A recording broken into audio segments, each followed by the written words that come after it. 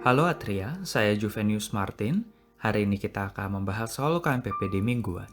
Soal hari ini adalah seorang wanita usia 42 tahun, G2P0A1, UK 10 minggu, datang ke dokter dengan keluhan perdarahan per vaginam sejak 6 jam yang lalu. 8 bulan lalu, pasien sempat mengalami abortus pada UK 10 minggu. Tanda vital dalam batas normal. Pemeriksaan fisik abdomen tidak ditemukan adanya massa abdomen. Pada pemeriksaan pelvis terdapat bekas darah pada liang vagina dengan os cervix yang tertutup. Tinggi fundus uteri lebih besar daripada usia kehamilan dan terdapat massa adnexa bilateral. Pemeriksaan beta HCG menunjukkan konsentrasi 120.000 mili/IU per ml. Apakah langkah berikutnya yang paling tepat pada kasus ini? A. USG transvaginal. B. Chorionic villus sampling. C. Periksa hormon tiroid. D. Periksa serum progesteron. Dan E. Fetal blood sampling. Saya akan memberikan waktu teman-teman beberapa detik untuk menentukan jawaban yang paling tepat.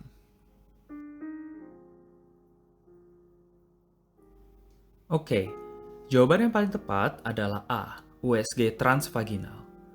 Pasien pada kasus ini mengalami perdarahan per vaginam pada trimester 1. Ada 3 diagnosis banding utama yang perlu teman-teman pikirkan setiap ada soal perdarahan per vaginam pada trimester ini. Pertama, abortus. Kedua, kehamilan ektopik. Ketiga, mola hidatidosa. Pada kasus ini terdapat gambaran uterus yang lebih besar dari UK. Dari ketiga diagnosis banding ini, hanya satu yang dapat memiliki manifestasi ini, yakni mola hidatidosa. Diagnosis ini juga diperkuat dengan bukti kadar beta HCG yang sangat tinggi, yakni 120.000 mili/IU per mililiter. Kehamilan ektopik maupun abortus biasanya memiliki beta HCG yang normal atau lebih rendah dari seharusnya. Sehingga dari kasus di atas dapat disimpulkan bahwa diagnosis yang paling mungkin pada kasus ini adalah mola hidatidosa. Mari kita pelajari secara singkat apa itu mola hidatidosa. Mola hidatidosa atau yang secara awam disebut sebagai hamil anggur merupakan suatu neoplasma jinak dari sitotrofoblast dan sinsitiotrofoblast. Karena merupakan neoplasma, mola dapat dengan cepat memenuhi kafum uteri dan menyebabkan gambaran uterus yang lebih besar dari UK. Selain itu, ingat bahwa pada keadaan normal, sinsitiotrofoblast menghasilkan beta HCG. Oleh karena proliferasi sinsitiotrofoblast pada mola, maka kadar beta HCG berada dalam kadar yang sangat tinggi. Mola hidatidosa timbul akibat kelainan fertilisasi dan dapat terbagi menjadi 2 tipe, yakni mola komplit dan mola parsial. Mola komplit terjadi bila sperma memfertilisasi ovum yang tidak memiliki kromosom. Bila dilakukan pemeriksaan genetik, mola komplit memiliki karyotipe 46XX atau 46XY. Tipe kedua adalah mola incomplete, di mana terdapat 2 sperma yang memfertilisasi sel telur yang normal secara sekaligus. Bila dilakukan pemeriksaan genetik, mola incomplete memiliki karyotipe 69XX, 69XXY, dan 69XYY.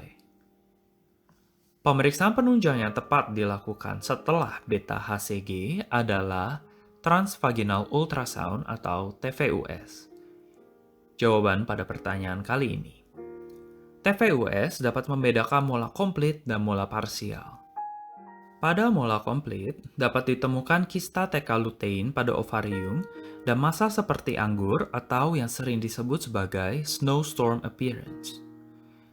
Pada mola komplit juga tidak tampak adanya bagian tubuh janin maupun cairan amnion.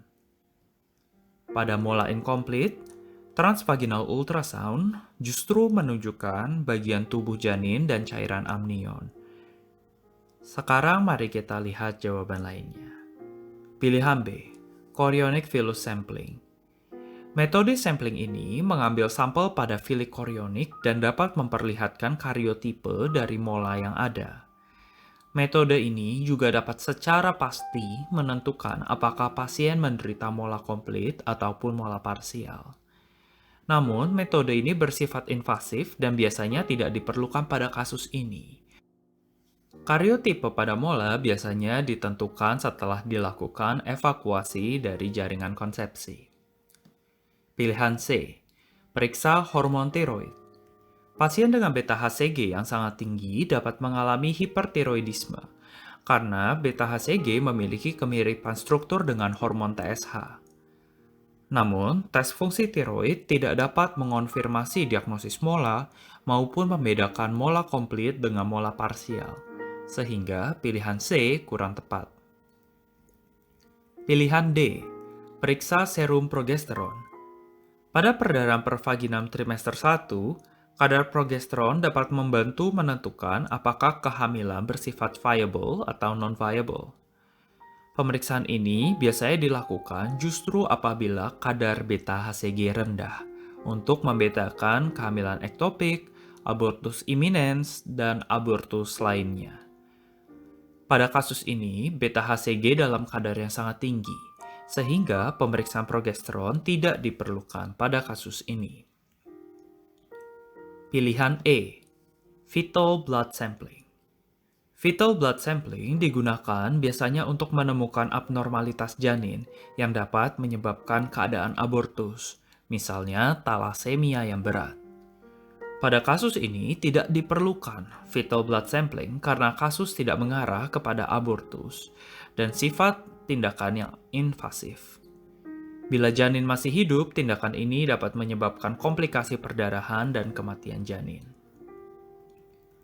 Untuk merangkum, ingat bahwa perdarahan pervaginam pada trimester 1 paling sering disebabkan oleh 3 hal, yakni abortus, kehamilan ektopik, maupun mola hidatidosa. Mola ditandai dengan kadar beta-HCG yang biasanya lebih tinggi dari normal. Ada 2 tipe mola, yakni mola komplit dan mola parsial. Kedua mola ini dapat dibedakan secara non-invasif dengan menggunakan transvaginal ultrasound atau TVUS. Terima kasih telah bergabung bersama AtriaCast hari ini. Kami tunggu teman-teman di episode berikutnya.